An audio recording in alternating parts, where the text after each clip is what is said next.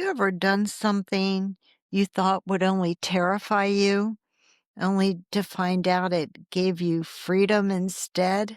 How cool is that? This is Annie's story, and I get to tell it for her.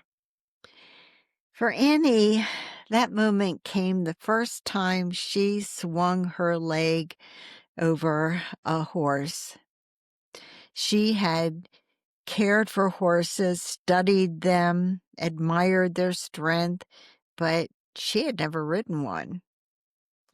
And this wasn't just any horse, though. This was Red, the same horse she had nursed back to health after surgery. Annie had wrapped his bandages, watched over his recovery, whispered to him when he was so weak. She had taken care of him when he needed it the most. Now it was her turn to need him. When she mounted him, got in the saddle for the very first time, she thought that fear was going to rush in. All the what ifs raced through her mind. What if I fall? What if he bolts? What if I can't handle him? But that's not what happened, because Red didn't test her. He didn't toss her.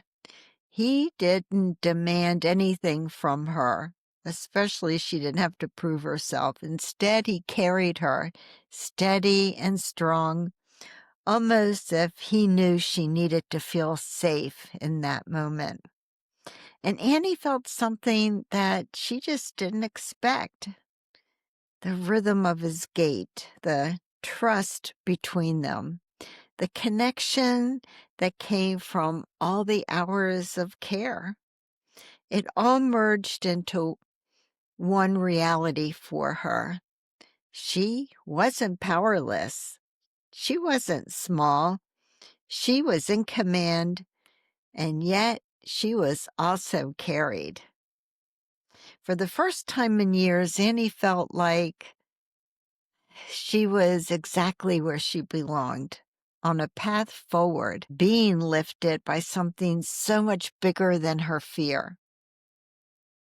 I wonder if you've had a moment like that. I mean, probably it wasn't on horseback. Maybe it was walking a big German shepherd who could have pulled you down, but instead just matched your pace. Maybe it was driving away for the first time after leaving, or maybe it was speaking up when your silence used to rule your life.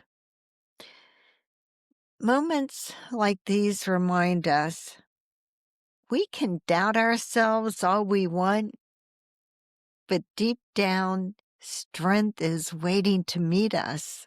Do you know what I mean? Sometimes it shows up in an animal, sometimes it shows up in a decision, sometimes it just shows up in our own voice. It's not about the horse, it's about what happens inside when you realize, I can do this. I'm stronger than I ever believed. Please share your story in the comments. Your story is just so important here, and it deserves to be told. It's your story, your experience that may be the one to help someone else who is trying to figure it out. That's what this space is for. So this one's for you. If you're standing at the edge of something new, holding fear in one hand and courage in the other, this one's for you if you've ever believed the voice that said you couldn't. I hope that you find your Red, the one who steadies you, carries you, and reminds you that you are free.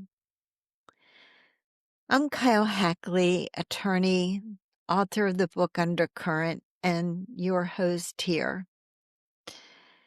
I'm always saying that this is Annie's story and I'm telling it for her, but I'm also telling it for you too, because I believe that Annie's story is a symbol for all of us who have walked through doubt into freedom. Annie's story is why this podcast exists, but it's also about every survivor, each and every one of you, whatever stage you are in your journey. It's about everyone who's carried the weight of truths that outsiders probably will never appreciate. I want you to remember that you are stronger than you ever believed. You're a warrior against narcissistic abuse, and I want you to be tenacious and just never, ever give up on what's important to you.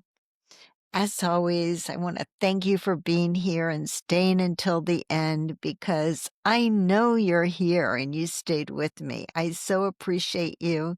You're not alone. You're not alone when you come here. And I want you to promise me that you will take good care of yourself. And until next time, when I see you in the next episode, you are important and you matter. Never forget that. Bye.